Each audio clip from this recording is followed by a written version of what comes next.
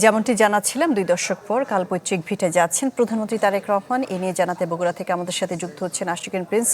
Ashikin Prince, প্রধানমন্ত্রীর সফর ঘিরে বগুড়ার গাবতলী উপজেলার মানুষ কতটা উচ্ছ্বসিত এবং কি ধরনের উন্নয়ন প্রকল্প তিনি উদ্বোধন করতে যাচ্ছেন?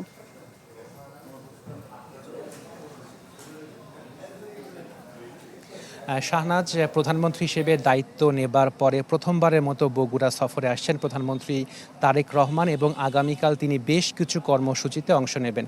তবে সবচেয়ে গুরুত্বপূর্ণ যে কর্মসূচি সেটি হচ্ছে নবসৃষ্ট বগুড়া সিটি কর্পোরেশনকে তিনি বগুড়া সিটি কর্পোরেশন হিসেবে ঘোষণা করবেন, যেটি বগুড়াবাসীর দীর্ঘদিনের প্রত্যাশিত এবং দাবি ছিল।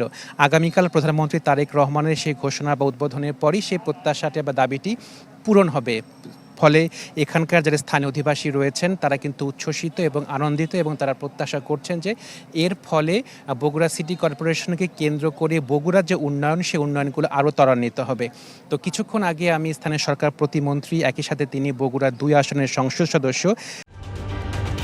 ঢালাইয়ে দৃঢ়তা, নির্মাণে নিশ্চয়তা, প্রিমিয়ার সিমেন্ট, ঢালাইয়ের রাজা।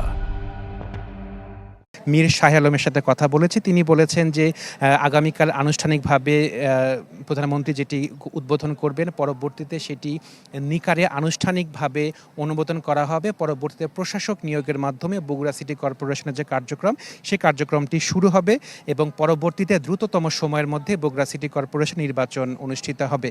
আগামীকাল তারেক রহমান তিনি আসবেন, তার জন্মভিটায় আসবেন। এখানে এসে তিনি ফ্যামিলি কার্ডের যে দ্বিতীয় পর্যায়ের যে বিতরণ কর্মসূচি সেই কর্মসূচি উদ্বোধন করবেন। একই সাথে তিনি হাম রুবেলা টিকাদান কর্মসূচির উদ্বোধন করবেন। একই সাথে তিনি এই এলাকাতে যে খাল রয়েছে সেই খালটি পুনঃখনন কর্মসূচির উদ্বোধন করবেন। তো প্রধানমন্ত্রী তারেক রহমানের বগুড়া সফর কেন্দ্র করে উচ্ছ্বসিত আনন্দিত বগুড়াবাসী এবং তারা প্রত্যাশা করছেন যে তাদের যে উন্নয়নের যে প্রত্যাশা বা দাবি সেটি আরও ত্বরান্বিত হবে। শাহনাজ। জি, আশিকিন প্রিন্স, আপনাকে ধন্যবাদ। কাল পৈতৃক ভিটে যাচ্ছেন প্রধানমন্ত্রী তারেক রহমান। এ নিয়ে খবরাখবর জানাচ্ছিলেন আশিকিন প্রিন্স।